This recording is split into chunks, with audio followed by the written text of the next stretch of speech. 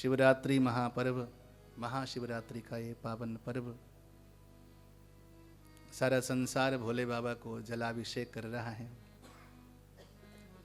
हम भी अपने हृदय के मध्य में विराजमान भगवान शंभु को राम नाम रूपी अमृत के द्वारा अभिषेक कर लेते हैं। कर्ण रसायन के माध्यम से राम नाम रूपी अमृत की गंगा को हृदय तक पहुंचाकर जो हृदय में विराजमान भगवान शंभु महादेव हैं उनको अभिषेक करते हैं आज। और मैं समझता हूं कि सबसे बड़ा अभिषेक यही है। हमारी माताएं बचपन में एक भजन गाया करती थी, दूध चढ़ाऊं तो बछड़े का जूठा, बोल भोले बाबा कैसे तेरी करूं पूजा। और जल चढ़ाऊं तो मछली का जूठा, फूल चढ़ाऊं तो भंवरे का जूठा। कहीं न कहीं से भाव दूषित है या नैसर्गिक दोष है वस्तु में दोष हो सकता है, लेकिन राम नाम तो अपने आप में अमृत है। हम उसी अमृत के द्वारा भोले बाबा को अभिषेक करते हैं आज, और वो हमारे हृदय के मध्य में विराजमान है। शास्त्र में भगवान शंकर की पूजा की अलग अलग विधियां हैं, और आपने नाम सुना होगा, एक भगवान शंकर का लिंग होता है जिसका नाम है आत्मलिंग। कुछ लिंग होते हैं पारे से बनाए गए शिवलिंग, जिसको पारद लिंग कहते हैं। कुछ लिंग कहते हैं कि नर्मदेश्वर, वो नर्मदेश्वर लिंग हो गए। विभिन्न प्रकार के लिंग हैं। पार्थिवेश्वर हैं, मिट्टी से बनाए जाते हैं, उनको पार्थिव शिवलिंग कहते हैं। और शास्त्र कहते हैं कि कहीं भी अगर शिवलिंग ना मिले तो अपने बाएं हाथ के अंगूठे को लिंग बना लो। ये अंगूठा है ना, लिंग हो गया, इसी पे जल चढ़ा दो। भाई आप मुंबई चले गए घूमने के लिए, ठीक है, शिवरात्रि आ गई, प्रतिवर्ष शिव जी को जल चढ़ाने का नियम है। आसपास शिवालय हो न हो, लेकिन आपके पास ये अंगुष्ठ है ना, यही शिवलिंग है। और यदि जल का भी अभाव हो, वस्तुओं में दोष हो, तो सर्वोत्तम लिंग है आत्मलिंग, जो आपके भीतर विद्यमान है। उसी आत्मलिंग में भगवान के राम नाम अमृत के द्वारा अभिषिंचन करें, अभिषेक करें, ये महाअभिषेक हो जाएगा। बोलो जय श्री राम। जय श्री राम। महाअभिषेक हो जाएगा। रामचरित मानस, राम कथा की हजारों धाराएं हैं। बड़े बड़े महापुरुषों ने राम कथा करी है। नाना पुराण निगमागम सम्मतम यत् रामायणे निगदितं क्वचिदन्यतोऽपि स्वान्तः सुखाय तुलसी रघुनाथ गाथा भाषा निवद्दमितमंजुलमातनोति। हजारों ग्रंथ हैं रामचरित्र के लिए, हजारों शास्त्र हैं, और 130 रामायण हैं। रामायण एक दो नहीं है, रामायण 130 अलग अलग रामायण है जी। रामचरितमानस के अलावा 129 रामायण और हैं। आपको सुनकर आश्चर्य लगेगा कि थाईलैंड में थाई रामायण है। एक देश है इंडोनेशिया, वहां पर अलग प्रकार का रामचरित्र गायन किया जाता है। पूरे विश्व में 130 रामायण प्रिंट हैं, छपे हुए हैं, पुस्तकबद्ध हैं, ग्रंथ के आकार में। लेकिन एक बहुत गजब की बात सुनिएगा। गोस्वामी श्री तुलसीदास जी ने जो रामचरितमानस लिखी है, ये अनुपम है। वो इसलिए अनुपम है क्योंकि ये भाषा गोस्वामी जी के अवश्य हैं, लेकिन रामायण के भाव में स्वयं भगवान शिव विराजमान हैं, क्योंकि ये मानस है। रामचरित मानस क्यों इसको कहा जाता है? रचि महेश निज मानस राखा, पाई सुसमो शिवासन भाखा। इसको भगवान शिव ने स्वयं रचना की है। इसके रचयिता कोई सामान्य पुरुष नहीं, स्वयं भगवान आदि गुरु हैं। आदि गुरु भगवान शिव। विचार कर लो, जिस रामायण की रचना स्वयं आदि गुरु ने की है, उस रामायण की महिमा कितनी होगी। एक बड़ी प्यारी सी बात सुनाता हूं, मैंने भी गुरुमुख से श्रवण करी थी। भगवान शंकर की मस्ती, उनका जो आनंद है उसकी कोई सीमा नहीं। असीम आनंद के सागर में गोते लगाते हैं भोले बाबा। और देखो, आनंद वही होगा जहां पर राम जी होंगे। जिसके हृदय में राम जी होंगे उसी का हृदय आनंदित होगा, आह्लादित होगा, सुखमय होगा। राम के बिना आराम कहां। कविता बली में लिखा गोस्वामी जी ने कि सुखी कौन है? बोले कि जिसके पास राम है वही सुखी है। गरीब कहे धनवान सुखी, धनवान कहे सुख राजा को भारी। राजा कहे चक्रवर्ती सुखी, चक्रवर्ती कहे सुख इंद्र को भारी। इंद्र कहे बिरंची सुखी है, बिरंची कहे सुख शंभो को भारी। पर तुलसी सोच विचार कहे, सिया राम भजन बिना जीव दुखारी। तो जहां पर भगवान का भजन होगा वहीं सुख होगा, और कहीं सुख नहीं होता।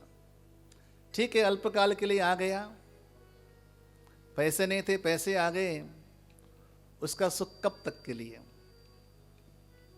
2 दिन के लिए, 4 दिन के लिए। उसके बाद तो दुखी शुरू हो जाएंगे जी, नहीं होंगे। इसको लगाएं कहां, छुपाएं कहां? गाड़ी ले ली, 1 दिन का सुख हो गया, और अगले दिन लाल बत्ती पे खड़ी है, अब पीछे से किसी ने मार दिया, बोलो खत्म सुख। संसार के जितने भी सुख हैं वो आगमा पाई, यानी कि आने वाले और तत्काल जाने वाले। लेकिन एक चरम सुख है, चरम विश्राम है, वो है राम का शरण। जहां पहुंचने के बाद इंसान निर्भय रहता है, कोई भय नहीं होता। विचार कीजिए, सर्वत्र भय है, एक जगह को छोड़कर। तभी हमारे महापुरुष कहते हैं, भोगे रोग भयम सुखे क्षय भयम, वित्ते च राज्ञो भयम, विद्यायाम कलिभिस्तपे कर्णभि रूपाद भयम योषिति। इष्टे शोक भयम, रणे रिपु भयम, काये कृतांताद भयम, चेथ्यम जन्म निरर्थकम चितितले विष्णोः पदम निर्भयम। एक सच्ची बात कहें, केवल निर्भय देने वाली जगह तो भगवान की शरण है। माता जी, केवल वहीं निर्भय मिलेगा, सर्वत्र भय है।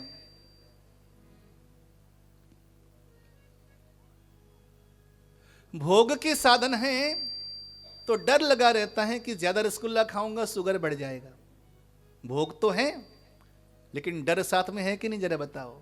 भोगे रोग भयम, घर में भोजन का प्रत्येक सामान रखा हुआ है, जिसके लिए कभी किसी जमाने में तरसते थे, आज भंडार भरा हुआ है, लेकिन आज उसको खाते खाते भी डर लगता है कहीं शुगर न बढ़ जाए, बीपी हाई ना हो जाए।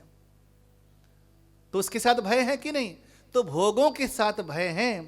भोगे रोग भयम, सुखे क्षय भयम। भगवान की कृपा से सुख के साधन आ गए घर में, पहले नहीं थे, आज कृपा हो गई आ गए। तो उसके आने के बाद रोज भय रहेगा, यार कहीं चला न जाए, कि मिल तो गई है, अच्छी चीज मिली है, कहीं मेरी ही चीज मुझे, मेरी नजर न लग जाए, भय रहता है। तो सुख के साधन आने के बाद भी मन में भय, धुक धुक सी लगी रहती है, कहीं चली नहीं जाए। सुखे क्षय भयम, वित्ते च राज्ञो भयम।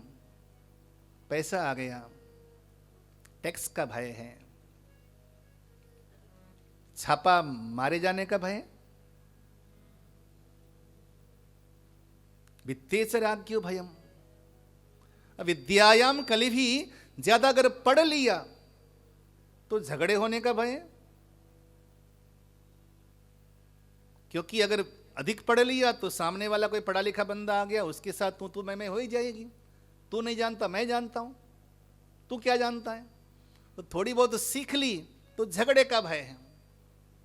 निर्विवाद नहीं है, विद्या भी निर्विवाद नहीं है, विवाद युक्त विद्या है।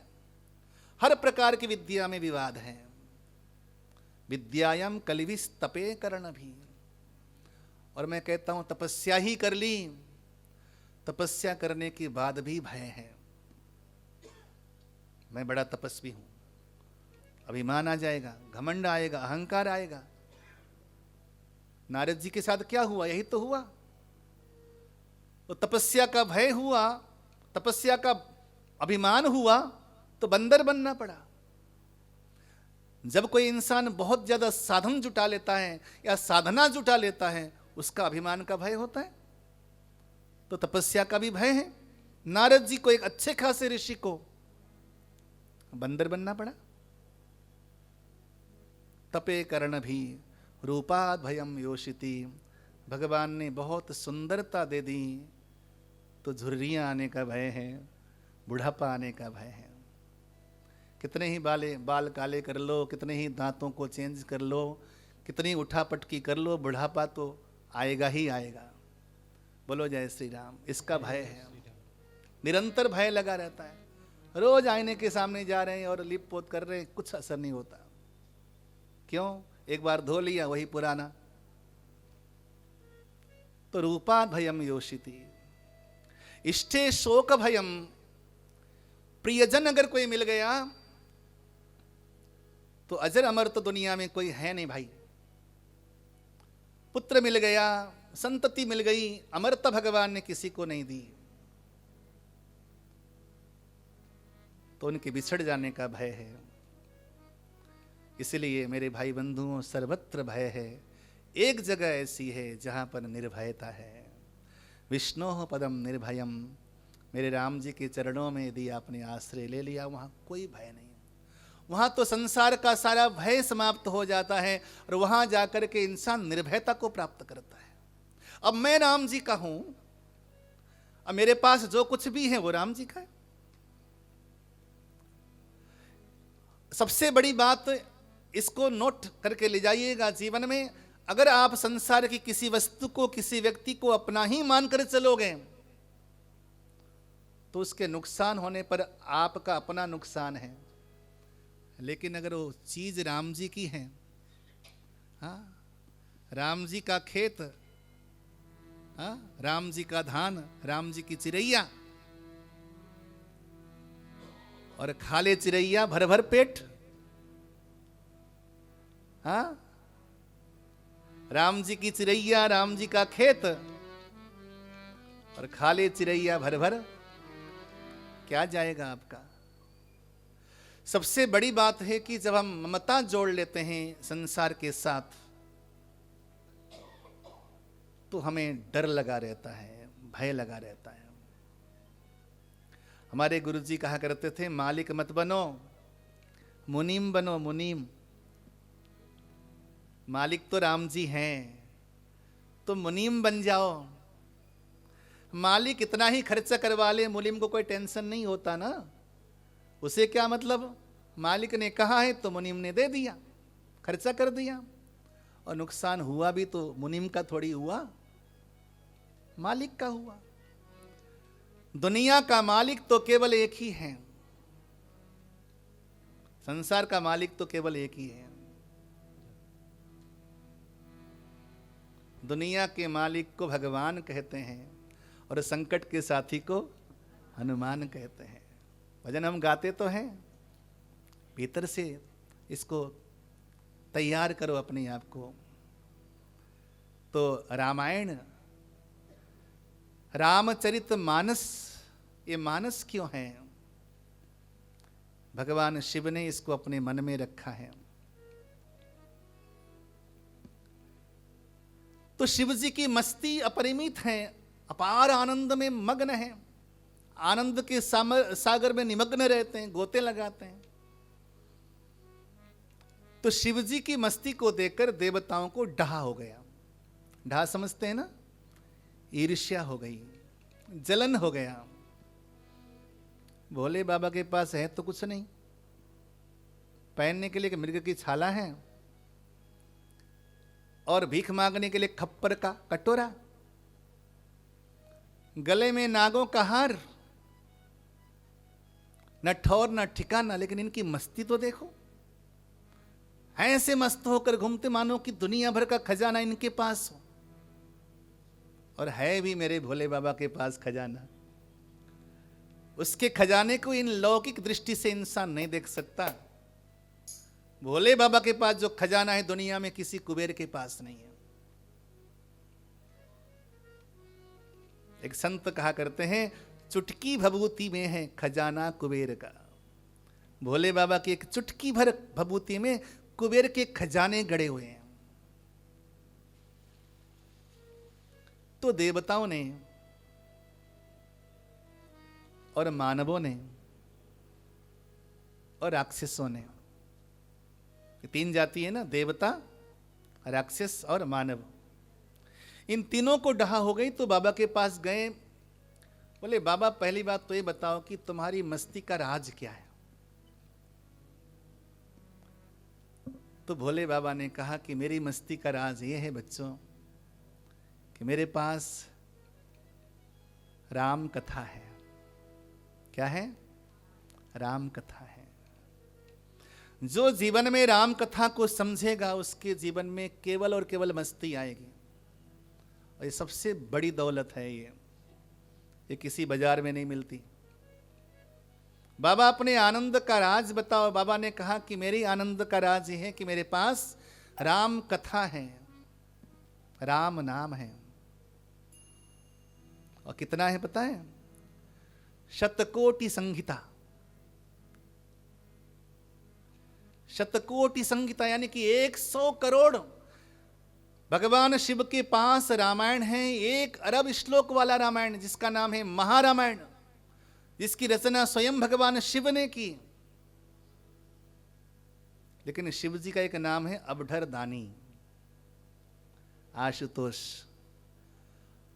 और सुनो, दुनिया में किसी द्वार से आप खाली लौट के चले जाओगे, लेकिन मैं व्यास गद्दी से कह सकता हूं भोले बाबा के द्वार से कभी कोई इंसान खाली नहीं जाता।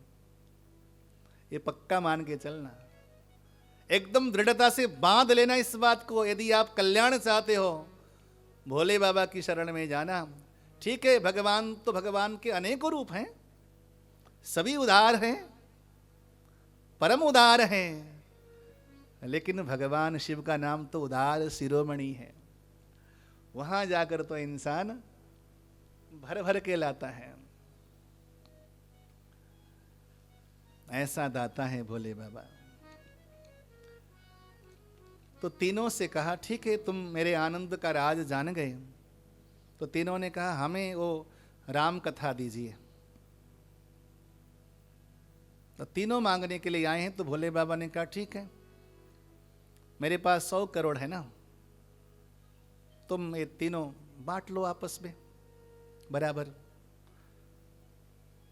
तो तीनों को 33 करोड़ भोले बाबा ने दे दिया। अब बाबा के पास कितना बचा? 1 करोड़ बचा।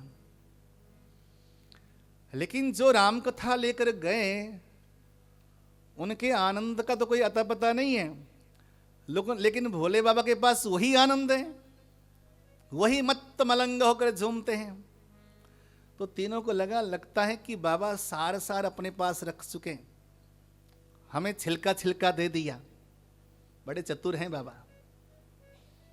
फिर से गए बाबा के पास, बाबा लगता है कि सारांश आपने रख लिया, हमें केवल छिलका दे दिया, हमें ये सारांश भी चाहिए। तो अब 1 करोड़ को फिर से बांटा गया, तो 33 लाख फिर से बांट दिया तीनों को। तो बाबा के पास बचा 1 लाख। लेकिन जो लेकर गए उनके आनंद का कोई अता पता नहीं, लेकिन बाबा का आनंद और दुगना तिगना बढ़ता जा रहा है। लोगों ने कहा कि लगता है बाबा और चालाकी कर गए। बाबा एक गड़बड़ मत करो, जो सार आपने रखा है ये भी दे दो। 1 लाख बचे थे ना, तो 33 हजार और बांट दिया। बाबा के पास बचे 1000 श्लोक। फिर भी उन देवताओं को, मनुष्यों को, राक्षसों को आनंद का कोई पता नहीं, लेकिन बाबा का वही आनंद, वही मस्ती, वही आंखों से आंसू आप्लावित हैं और भगवान का भजन किए जा रहे हैं। फिर से गए, 1000 बचे थे और 300 फिर से ले लिए। फिर 100 बचे, फिर 33 और बांट दिया। अंतिम में 1 श्लोक बचा। 1 श्लोक में 32 अक्षर होते हैं। कभी आपने संस्कृत पढ़ी हो तो संस्कृत में एक अनुष्टुप छंद होता है। अनुष्टुप छंद में 32 अक्षर होते हैं। श्री राम राम रामेति रमे रामे मनोरमे सहस्त्र नाम तत्तुल्यम राम नाम वरानने। इस श्लोक में 32 अक्षर हैं। तो 32 अक्षर तीनों को बांटना है। भैया मेरे पास 32 अक्षर हैं और तुम 3 हो, तो ऐसा कर लो, तुम 10-10 अक्षर अपने पास रख लो तीनों। तो बाबा के पास कितना बचा? 2 बचा। अब बोले देखो भाई, तुम 3 हो और अक्षर 2 हैं, ये बांटे नहीं जाएंगे, ये कट नहीं सकते, बट नहीं सकते, इसलिए जितना तुमने लिया तुम्हें मुबारक, लेकिन ये 2 अक्षर तुम्हें अपने पास रखूंगा, दिल में रखूंगा। वही 2 अक्षर राम नाम है, रा और माँ, जिसको लेकर भोले बाबा दुनिया में आनंद में आह्लादित होकर, झूम कर, नाच कर, गाकर, डमरू बजाकर तांडव करते हैं, नृत्य करते हैं। वही रचि महेश निज मानस राखा।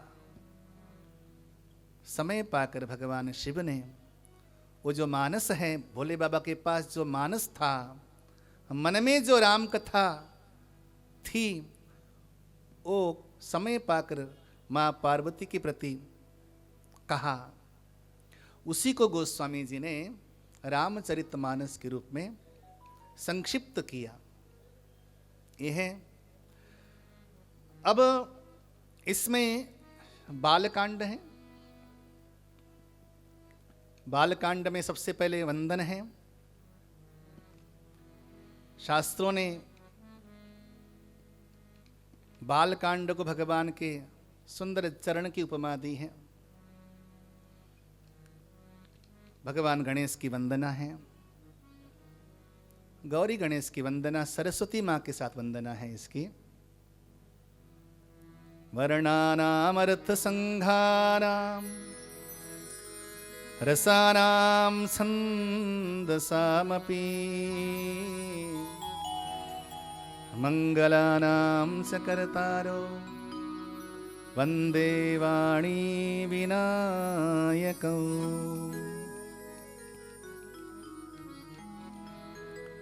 वाणी और विनायक, वैसे तो हमारे यहाँ पहले गणेश की वंदना होती है, लेकिन गोस्वामी जी ने गणेश की वंदना पहले नहीं की। वंदे वाणी, तब जाकर विनायक हो। तो लोगों ने पूछा, बाबा आपने पहले गणेश को तो मनाया नहीं। बोले कि भगवान गणेश को मनाने के लिए, भगवान गणपति की वंदना करने के लिए भी पहले वाणी की आवश्यकता होती है।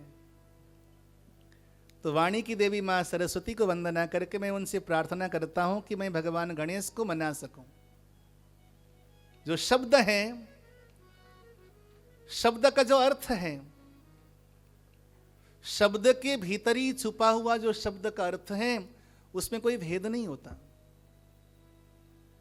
शब्द और शब्द का अर्थ दोनों एक ही हैं।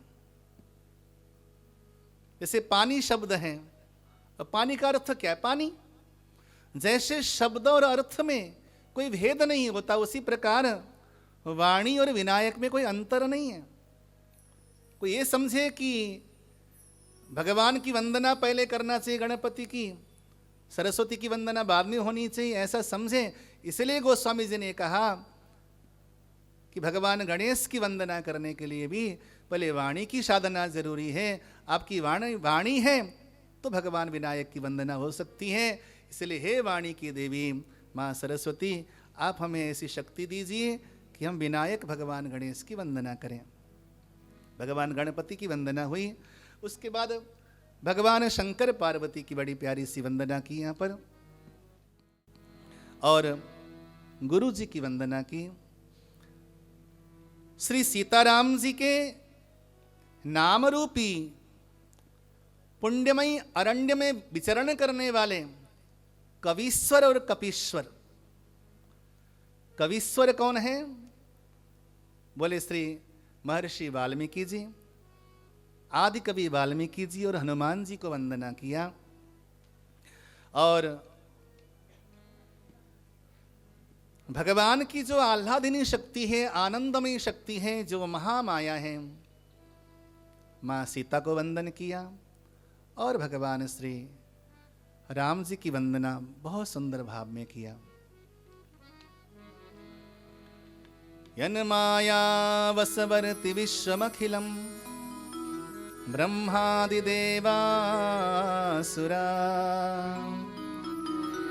यत्सत्त्वा दमृषै बभाति सकलम रज्जो यथा हे भ्रमा यत्पादप्लवमे बमे बहि भवाम बोधे स्थितिर्सावताम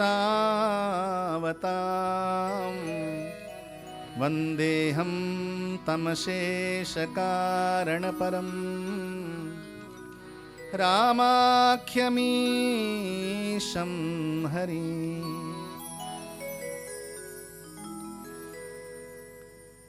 ये सारा जगत क्या है? यन माया वशवर्ति विश्वमखिलम, ये सारा संसार जो है ना, असत्य है।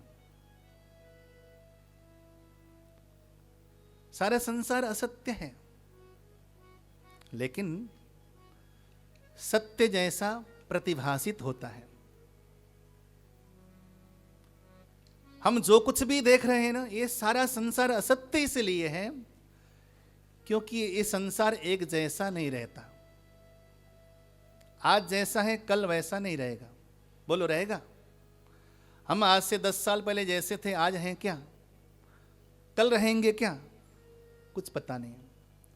जो संसार एक जैसा हो ही नहीं सकता, एक समान एक रस रह नहीं सकता, एक गुण में नहीं रह सकता, जो संसार समय समय पर गुण बदलता रहता है, स्वभाव को चेंज करता रहता है।